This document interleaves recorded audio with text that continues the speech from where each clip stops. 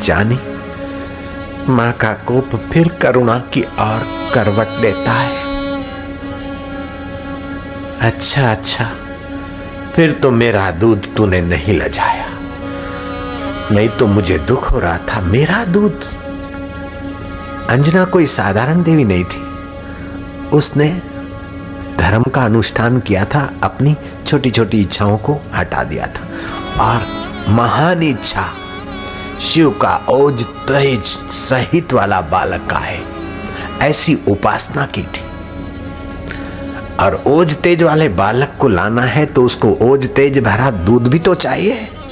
तुम्हारी बोतलों के दूध से तो ओज तेज वाले बच्चे होंगे, अथवा तुम्हारे पाउच में पैक होते हुए भैंसों के बासी दूध से तुम्हारे बेटे हनुमान जी जैसे होंगे।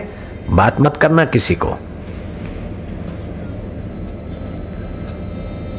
आवश्यकता होती है नियंत्रण की, उपासना की। अंजनी ने वो उपासना की थी, वासनाओं को नियंत्रित किया था, धर्म की उपासना की थी। धर्म का अनुष्ठान और वासना, धर्म का अनुष्ठान से वासना नियंत्रित होती है और उपासना से इच्छित फल की सामर्थ्य आती है। माँ में ये सामर्थ्य था। माँ के तन से, जो अन्न खाती तन से ऐसा ही दूध बनता था। वो अंजनी माता ही जानती थी कि मेरे दूध से मेरा लाल कैसा बनेगा। लेकिन वो माँ ने नजर घुमाई कि हनुमान और दूसरे सब तो अपने ढंग से देखते हैं कि लखन भैया कुछ असमंजस में पड़े हैं। अंजनी देवी को समझने में देर नहीं हुई। लखन के असमंजस, लखन भैया के चेहरे को देखकर मन आकृति मुखे वर्तते, मन की आकृति मुख पर दिख जाती है, बुद्धिमान लोग पहचान लेते हैं। अंजनी लखन की बात समझ गई। अंजनी ने कहा, लखन भैया तुम्हें ऐसा लगता होगा कि ये हनुमान की मां अपने दूध को इतना बड़ा भारी महत्व वाला बता रही है। तुम्हारे मन में ये शंका हो रही कि बार बार मेरा दूध मेरा दूध मेरा दूध कर रही है बुढ़िया। उसकी मति कहीं उलट तो नहीं गई? लखन भैया ऐसी बात नहीं।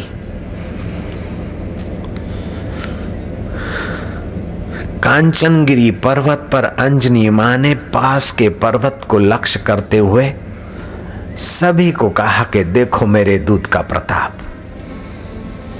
देखो धर्म अनुष्ठान और उपासना से मनोवांछित सामर्थ्य लाने का जीव का अपना प्रभाव तुम देखो। सीता मां टकुर टकुर देख रही और राम जी सहित वानर और जामवंत, अंगद और विभीषण भी देख रहे। उस मां ने दूध की धार पास के पर्वत पर फेंकी, एक टिकटिकी लगाते हुए, संकल्प मारते हुए, मानो इंद्र का वज्र भी न कर सके ऐसे दो टुकड़े कर दिया पहाड़ का अंजनी के दूध की धार ने। क्या इस जीव में उपासना का बल है? पेड़ को आज्ञा दी, जाओ उचित जगह पर ठहरो। पेड़ चल पड़ा, मुसलमान भाई चरणों में गिर गए कि आप लीलाराम बापू नहीं, आप लीला शाह हैं, आप हमारे भी पूजनीय फकीर हैं।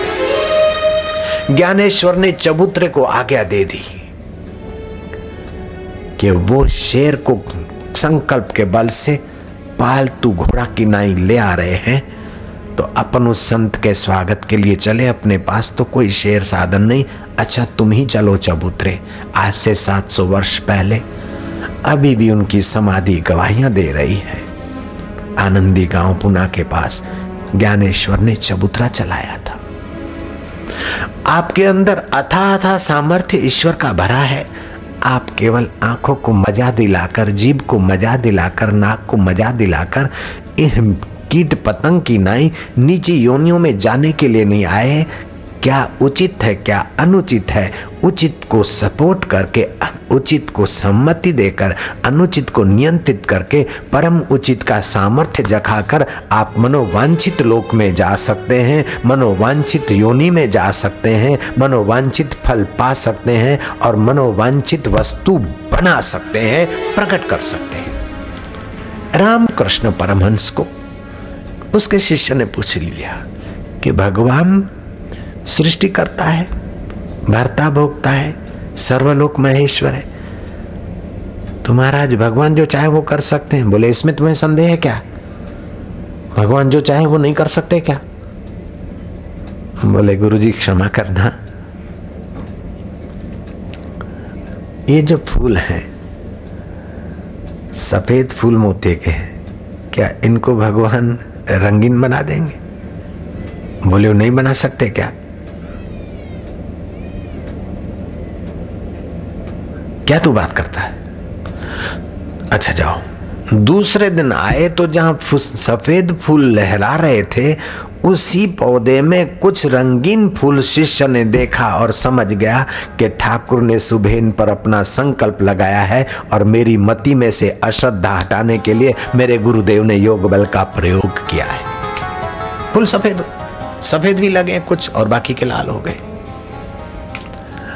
आप रात्रि को सपना देखते कितना कितना चमत्कार कर लेते हो।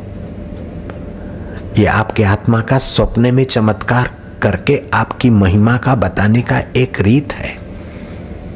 नदियां, नाले, पर्वत, मंदिर, मठ सब आप सपने में बना लेते और फिर आप रेलगाड़ी भी बना देते, खुद पैसेंजर हो जाते और टीटी को मस्का मारते कि जरा बर्थ दे दीजिए सपने में। और उस समय टीटी कह दे कि बर्थ भी तुम ही हो, टीटी भी तुम ही हो। यार अरे भाई साहब ये सब मजाक मत करो जरा प्लीज। और कोई उस समय हिला दे तो पता चलेगा कि ओहो। आप यात्रा करते करते हरिद्वार पहुंच गए, सपने में नहा लिया, कपड़े पहन लिए, प्रसाद लेकर दिल्ली आए, करकटडुमा पहुंच गए। अब आप नहा रहे हैं, बापूजी का सत्संग होने वाला है, चलो ये थोड़े चावल के मुमरे, थोड़े पेड़े, एक गंगा जली और एक अंगोछा बापू के पास ले जाऊंगा। आप स्नान भी कर रहे हैं, सपने में लौट के आए, स्नान कर रहे और सोच रहे हैं कि पूनम है, बापू के पास जाऊंगा। आपके बेटे ने प्रसादी का वो बक्सा खोल दिया जो आप ले आए, उसमें से थोड़ा पेड़ा जूठा कर दिया, थोड़े मुरमले खा लिए। आप बाहर निकले, सपने में बेटा ने जूठा कर लिया है, बेटे का कान पकड़ा और जोर से थप्पड़ मारी, आँख खुल गई।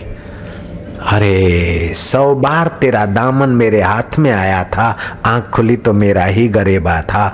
ऐसा ही एक ही सत्य सच्चिदानंद परमात्मा स्वप्न में अनेक रूप हो जाता है। ऐसे ये माया के प्रभाव से एक ही परमेश्वर की सत्ता जागृत में अनेक रूप होकर दिखती है। ऐसा ज्ञान जिनको हो जाता है वे ब्रह्म ज्ञान को पाकर शोक से तर जाते हैं और सारे सुर लोक को पाने वाले लोगों से भी वे ऊंचे लोकों में ब्रह्म ज्ञानी पूजे जाते हैं और सम्मानित होते हैं, हालांकि उन्हें सम्मान की जरूरत भी नहीं होती। धनी का, सत्यवान का, याज्ञिक का, व्रती का, योद्धा का, नेता का, अच्छे अच्छे आदमियों का मान सम्मान आदर होता है अपने अपने इलाकों में, जगत में। ये सब अपनी अपनी जगह पर श्रेष्ठ माने जाते हैं।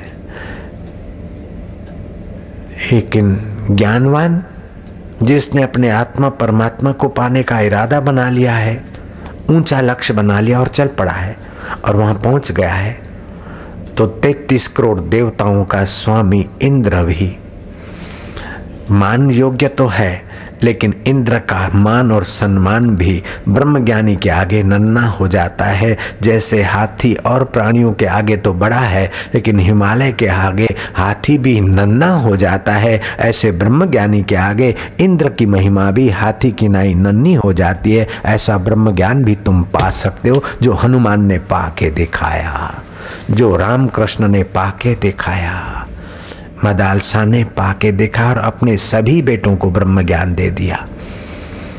मां अंजनी कहती है, पुत्र मैं सचमुच धन्य हुई तू उरण हुआ।